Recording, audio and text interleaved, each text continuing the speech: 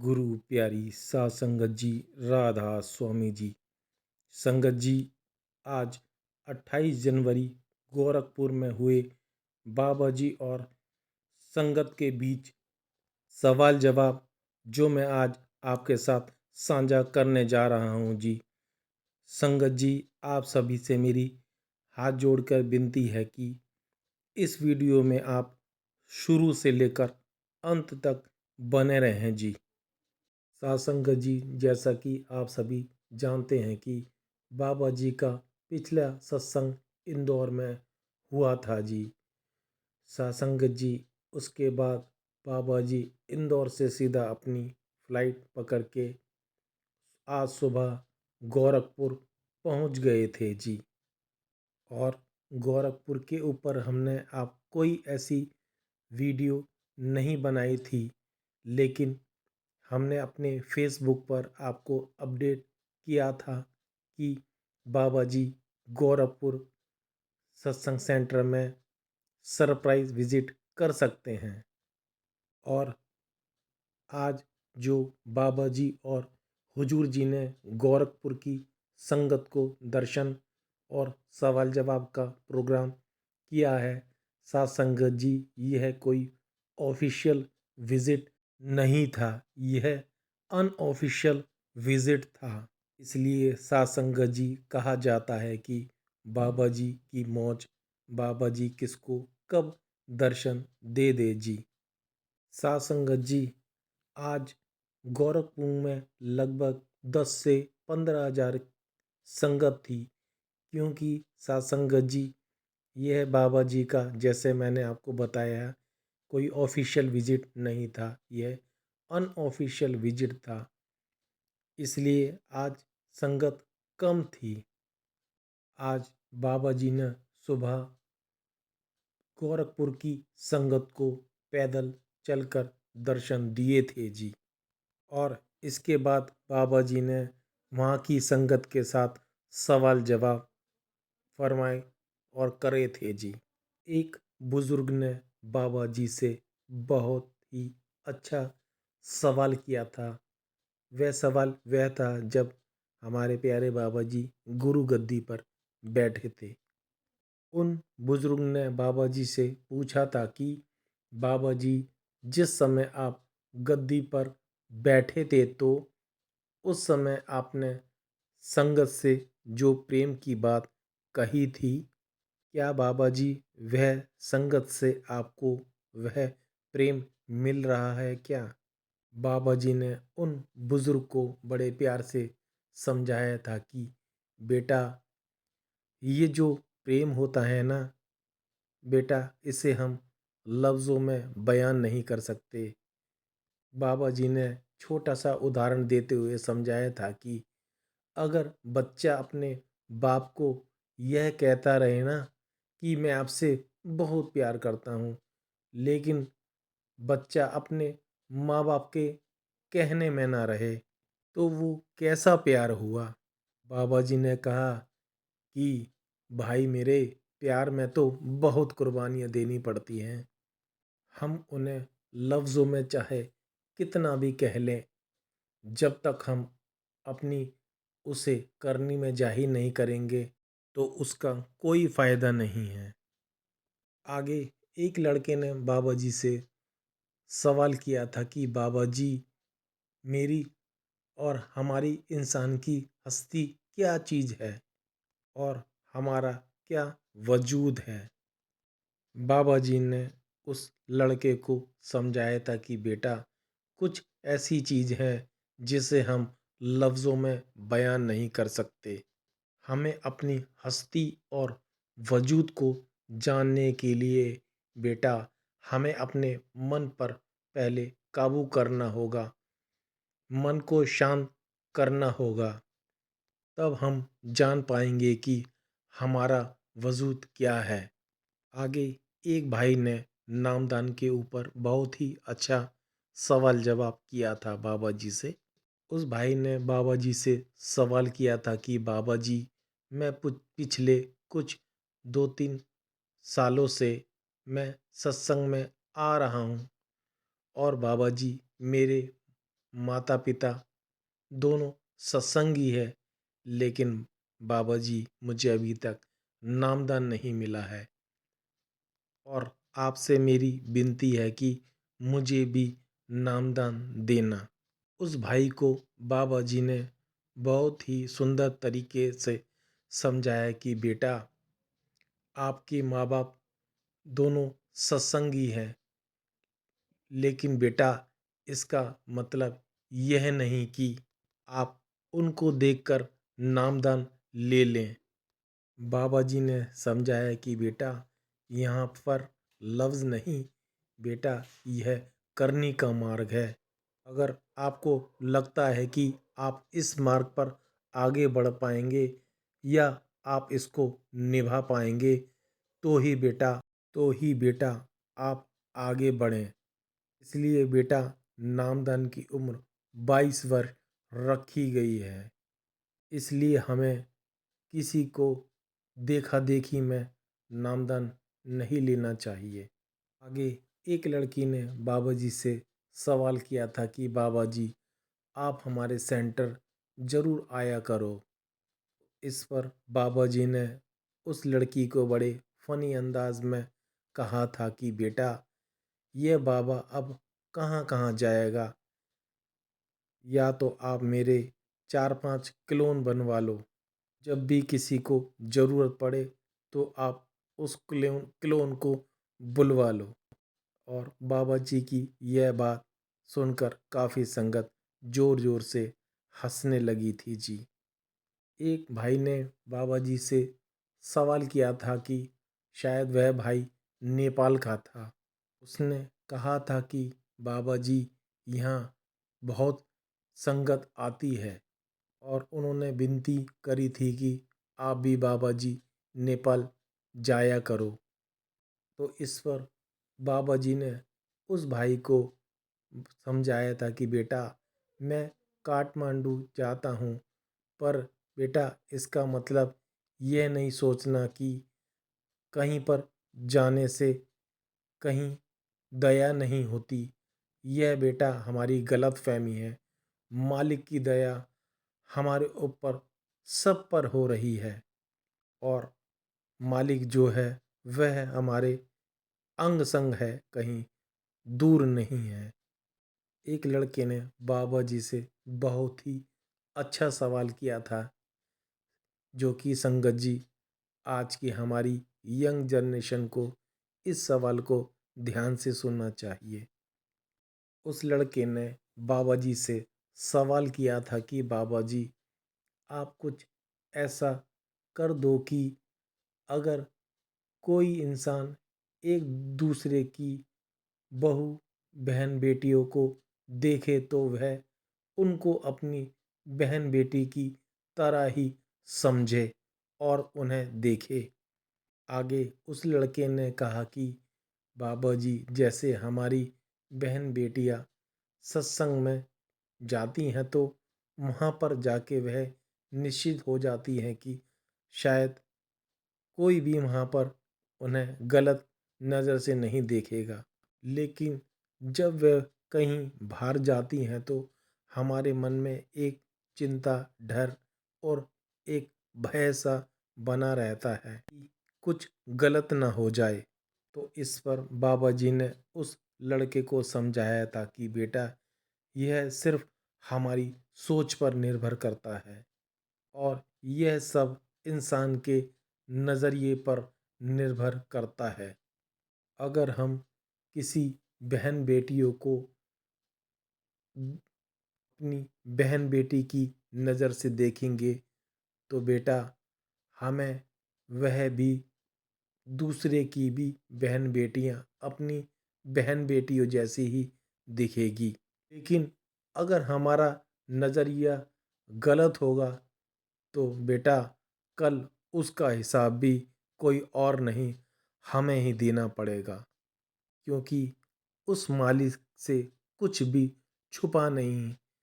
वह एक एक की रग जानता है कि हम कितने डूंगे पानी में हैं।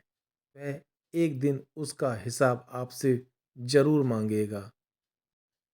आगे एक लड़के ने बाबा जी से सवाल किया था कि बाबा जी, आप अक्सर सत्संग में फरमाते हो कि हमें अपने माँ बाप की सेवा करनी चाहिए, लेकिन बाबा जी, मैं नौकरी करता हूँ, जिसके कारण मैं अपने माँ बाप को समय और उनकी सेवा नहीं कर पाता। मैं उनकी सेवा करना चाहता हूँ, लेकिन मुझे कुछ समझ नहीं आता कि बाबा जी, मैं वह सेवा कैसे करूँ। इस पर बाबा जी ने समझाया था कि बेटा, हमें इस तरह का कुछ और ऐसा काम करना चाहिए। सेवा का मतलब है कि एक ऐसा माहौल बना पाएँ जिससे कि माँ बाप खुश रहें, और माँ बाप के साथ हमेशा प्रेम से बात करो। और बेटा, थोड़ी देर माँ बाप के साथ ज़रूर बैठा करो। और माँ बाप की खुशी उसी में होती है जब बच्चे खुश हों, और वह तभी होगा जब घर का माहौल अच्छा बनेगा। अगर अपने माँ बाप की सेवा या निष्काम भाव से जो भी काम करते हो, वह सेवा ही कहलाती है।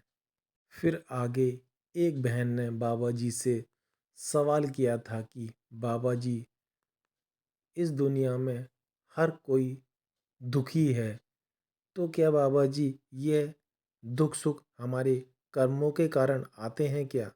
तो इस पर बाबा जी ने उस बहन को समझाया था कि बेटा, आज जो मालिक ने इंसान को दिया है, इंसान उसकी कदर नहीं करता, और हमेशा अपनी चाहत को आगे रखता है। मन की एक चाहत पूरी नहीं होती और वह दूसरी चाहत रख देता है। आज इंसान एक दूसरे को और मैं तेरी में लगा रहता है। वह कहता है कि उसके पास वह चीज़ है, तो मेरे पास क्यों नहीं है, और यह मेरे पास भी होनी चाहिए। और इन्हीं चाहतों के कारण इंसान दुखी हुआ बैठा है। हम यह नहीं समझते कि हमें जो मालिक ने जो चीज़ हमारी किस्मत में नहीं लिखी, अगर बेटा हम उसे ज़बरदस्ती या मालिक से मांगेंगे, तो बेटा उस चीज़ का भी हिसाब हमें दोगुना देना पड़ेगा। इसलिए अक्सर समझाया जाता है कि मालिक जो दे रहा है उसी में खुश रहना चाहिए। आगे एक लड़की ने बाबा जी से सवाल किया था कि बाबा जी, मेरा सेवा में बहुत मन करता है। बाबा जी, मेरा पढ़ाई में बिल्कुल भी मन नहीं करता। तो इस पर उस लड़की को बाबा जी ने समझाया था कि बेटा, आपकी बात तो अच्छी है, लेकिन बेटा, सेवा का भी और हर चीज़ का एक समय और एक टाइम होता है। अगर आज हमने पढ़ाई नहीं की, तो बेटा कल हम दूसरों के मोहताज बन जाएंगे। तो बेटा, सेवा के टाइम हमें सेवा करनी चाहिए, और पढ़ाई के टाइम हमें पढ़ाई करनी चाहिए। फिर यही लड़की ने बाबा जी से कुछ नौकरी के ऊपर पूछा था। तो बाबा जी ने इस लड़की को बड़े ही फनी अंदाज में समझाया था कि बेटा, आपने तो वही बात कर दी, घर में मुर्गी आएगी, उसके बाद ही तो हम अंडे की हमें चिंता करनी है। मुर्गी तो आई नहीं और हम अंडे की चिंता करने लगे। और बाबा जी की यह बात सुनकर सारी संगत जोर जोर से हंसने लगी थी जी। आगे संगत जी, एक बहन ने बाबा जी से कुछ सवाल किया था। वह बहन शायद भोजपुरी की थी, जो कि शायद बाबा जी को उनका सवाल समझ में नहीं आया था। तो वहाँ पर खड़े हुए सेवादार ने उनकी बात को, उनका सवाल हिंदी में कन्वर्ट करके बाबा जी को समझाया था। उस बीबी ने बाबा जी से शायद सवाल किया था कि बाबा जी, आपके सिवा हमारा कोई नहीं है और मैं बाबा जी काफ़ी परेशान हूँ। आप मेरी परेशानी अच्छी तरह से जानते हैं और बाबा जी, आप ही मुझे इस मुसीबत से निकालो। बाबा जी ने उनको समझाया था कि बेटा, मालिक की कृपा तो हमेशा हम पर होती है। बाबा जी ने फरमाया कि बेटा, हम अक्सर बुरे टाइम में मालिक को भूल जाते हैं, लेकिन वह मालिक हमें नहीं भूलता। वह हमारे हमेशा अंग संग हैं और जो इस जिंदगी के दुख और सुख हैं, वह बेटा हमारे कर्मों का हिसाब होता है। हमें तो सिर्फ उस मालिक के भाने और उसकी रज़ा में रहना है। फिर आगे यही बीबी कहने लगी कि बाबा जी, मेरे घर का माहौल बहुत ही अच्छा है और सत्संगी माहौल भी है, लेकिन बाबा जी, मेरे जो बच्चे हैं वह इस रास्ते में अभी तक नहीं आए हैं। तो बाबा जी ने उनको समझाते हुए यही कहा था कि बेटा, हमें कभी भी अपने बच्चों के साथ जोर जबरदस्ती नहीं करनी है और जब भी मालिक की मौज होगी तो मालिक अपने आप उन्हें खींच कर सत्संग में लेकर आएगा। हमें तो बस अपने घर का माहौल, वातावरण बनाना है। फिर आगे एक बहन ने बाबा जी से सवाल किया था कि बाबा जी, मेरा एक 22 साल का लड़का था जो हमें छोड़कर इस संसार से चला गया था और वह यह कहते ही रोने लगी थी जी। बाबा जी ने आगे उनको समझाया था कि बेटा, आना जाना उस मालिक के हाथ में है और हमें कभी भी इन चीज़ों के लिए रोना नहीं चाहिए। हमें तो हर हाल में मालिक का शुक्र करना है। बाबा जी बोले, वो यहाँ से जाने का टाइम भी साथ लेकर ही आया है। इसमें हमारा कोई जोर नहीं चलता। हमें तो सिर्फ मालिक की रज़ा में और उसके भाड़े में खुश रहना है। तो साथ संगत जी, यह थे वह सवाल जवाब जो आज बाबा जी ने 28 जनवरी गोरखपुर में संगत के साथ सवाल जवाब फरमाए थे जी। और साथ संगत जी, अंत में एक जरूरी विनती, कृपया सारी संगत ध्यान दे जी।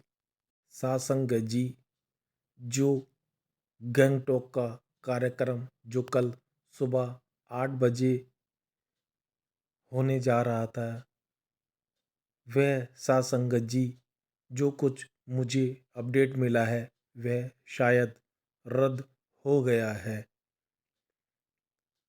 खराब मौसम के कारण।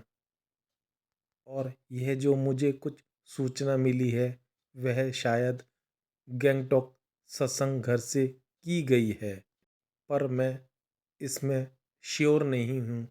जो मुझे अपडेट मिला है वह मैंने आपके साथ साझा किया है। और कल शायद बाबा जी सिलीगुड़ी सेंट्रल वेस्ट बंगाल में बाबा जी और हुजूर जी लोकल संगत को दर्शन दे सकते हैं जी। टाइमिंग सुबह 8 बजे का है। इस चीज़ की भी जानकारी मुझे कुछ अपडेट मिला है जो मैंने आपके साथ साझा की है। बाकी साथ संगत जी, आगे हमारे प्यारे बाबा जी की मौज। तो साथ संगत जी, आशा करता हूँ कि यह वीडियो और यह छोटा सा अपडेट आपको अच्छा लगा होगा। तो साथ संगत जी, अगर यह वीडियो आपको अच्छा लगे तो आप इसे शेयर भी कर सकते हैं। मेरे चैनल को सब्सक्राइब भी कर सकते हैं।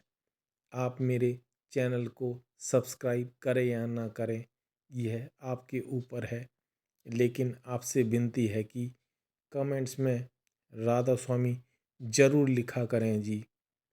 तो संगत जी, जल्दी ही मिलते हैं एक नई वीडियो के साथ। जब तक आप अपना और अपने परिवार का ध्यान रखिए। आप सभी को दोनों हाथ जोड़कर प्यार भरी राधा स्वामी जी।